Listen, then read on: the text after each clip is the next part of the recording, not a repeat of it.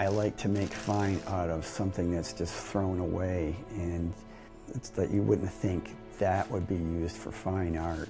How can you use that for fine art? Isn't fine art supposed to be, aren't sculptures supposed to be made out of bronze? You know, so it's just like, it's almost like making fun of the art world a little bit. And I can make fine art out of just newspaper that I found.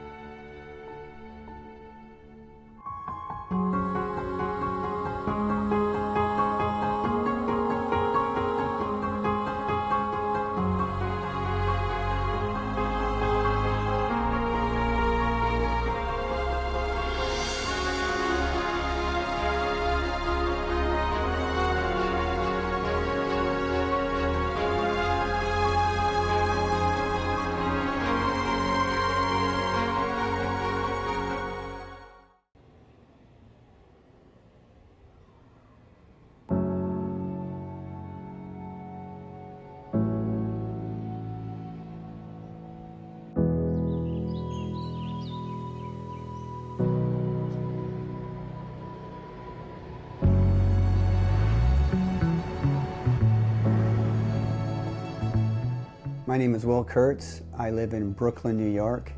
I make sculptures out of recycled material, mainly newspaper and plastic.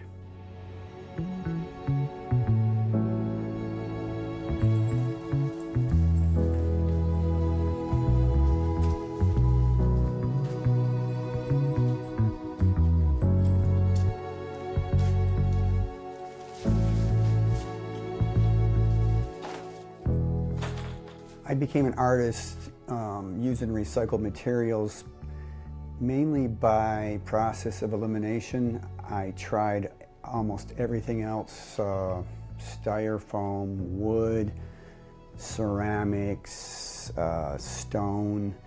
Nothing really felt right to me. It wasn't the speed I was making it, the weight, the materials didn't fit my subject matter. And finally, I don't know where the idea came to me. I decided to make a sculpture of my mother out of newspaper.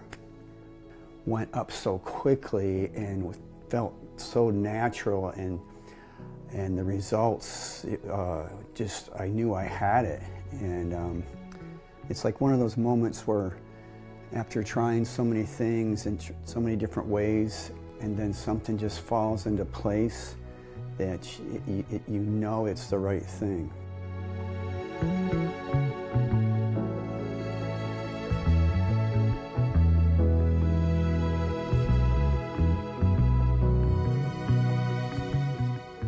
So the materials I use for my sculptures are newspapers that I find that people recycle. I collect them off the streets in bags, and they're getting a little harder to find. So a lot of people are going digital, but I still know places to look. So I use mainly newspaper. For my outdoor pieces, I use single-use plastic bags, cellophane balloons, anything that's been thrown away, any kind of plastic, and duct tape.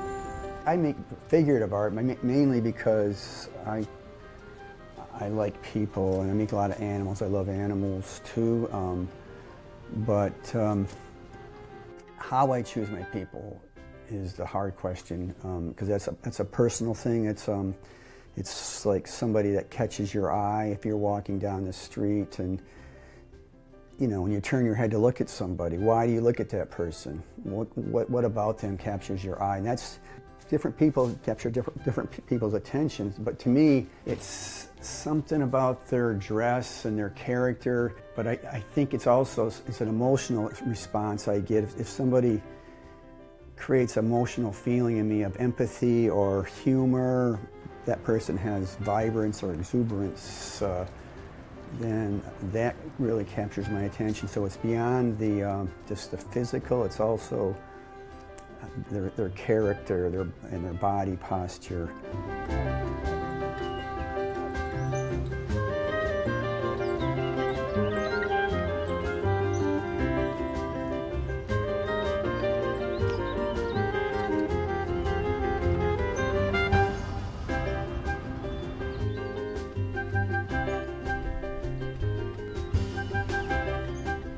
I like the idea of lifting the everyday person up and making them into a fine piece of art. And to me that's important because it kind of shows in my mind that we're all connected, and you know, wherever you are, and how much, doesn't matter how much money you have or what's your religion or race, we're all connected. And by doing this, I'm kind of like bringing people's awareness to that. But I also like to bring some humor into it, and so we're not like taking life so seriously. It's kind of funny. Life is funny and humorous, and it's sad and it's joyous, but you know, it's all those things, and that's what I try to bring into it.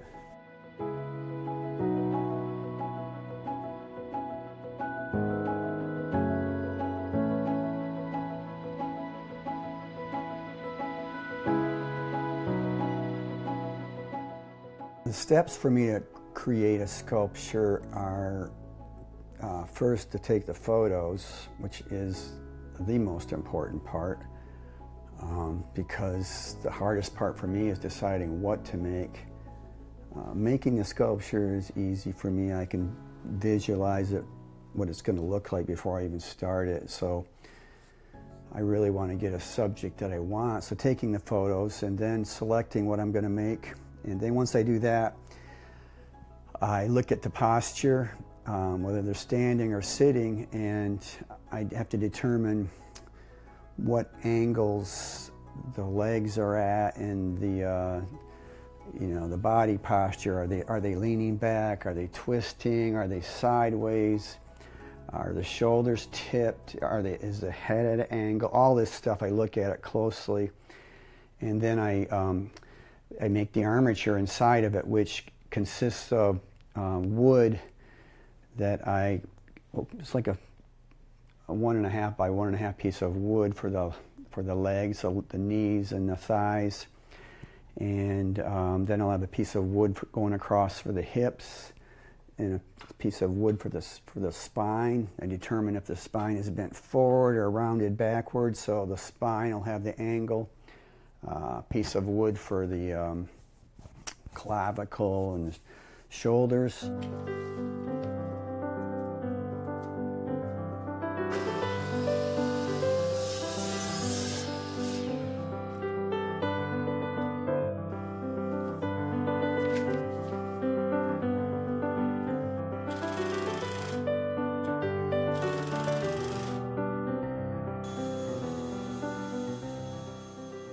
And then for the arms, I use a real heavy armature wire that I can still bend and adjust the arms. Sometimes I need to move the arms out of the way when I'm sculpting it. I'll have a loop of wire for the neck, and the whole tone of the piece starts right from that. It's like a large stick figure. Right from that, it starts. Before I put any paper on that, I have to become 100% satisfied with that.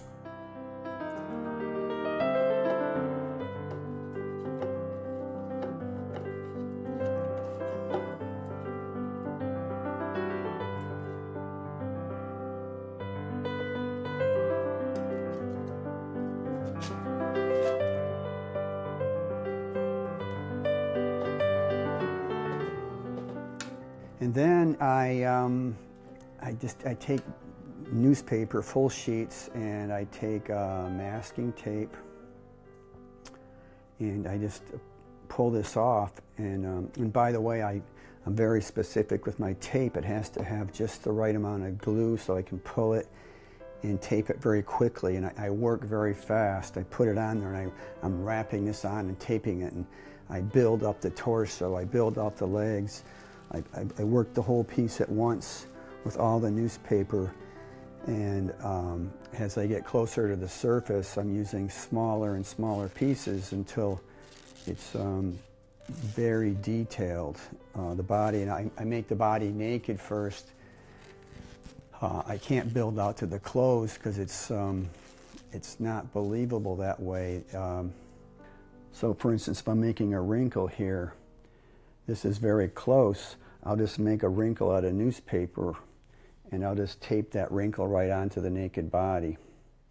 And then I make all the rolls and wrinkles, and then I fill in with the paper to soften it, to make the clothes. Sometimes clothing is more difficult to make than just the body. That's just a lot of patience. It takes a lot of patience to do that. Sometimes that's an aggravating part of the piece.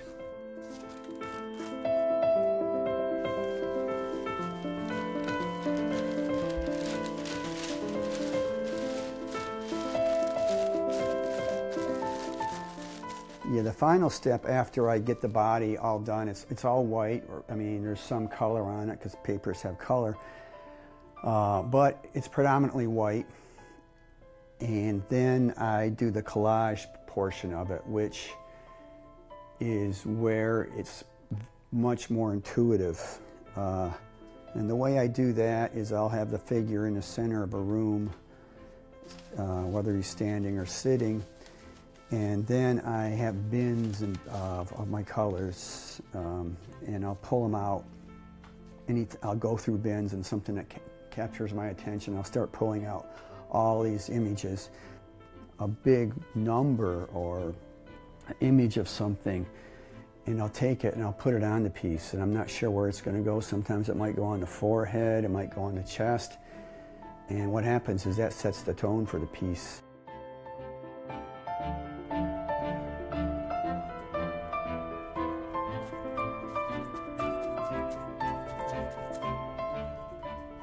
I can do whatever I want with this. I can put bright colors and stuff that makes no sense on skin, and then you look at it, you still can't figure out why it feels alive. It's kind of uncanny because it has all this stuff on it, and it still has that. And those are the exciting sculptures, because what it does is the sculpture's alive, but it's also very fresh and contemporary.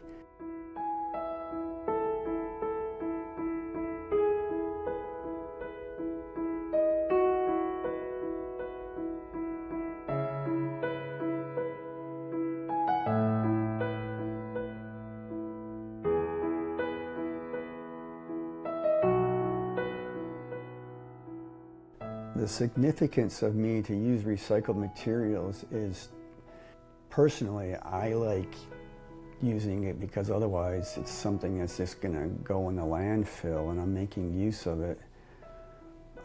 So personally, I feel like I'm contributing my little part there, but I guess in a bigger picture it might be for people to look at it and for them to see that it's made out of recycled material, and for them to be reminded of the waste. I like to make fine art out of something that's just thrown away, and it's that you wouldn't think that would be used for fine art.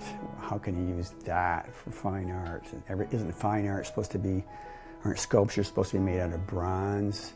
You know, so it's just like, it's almost like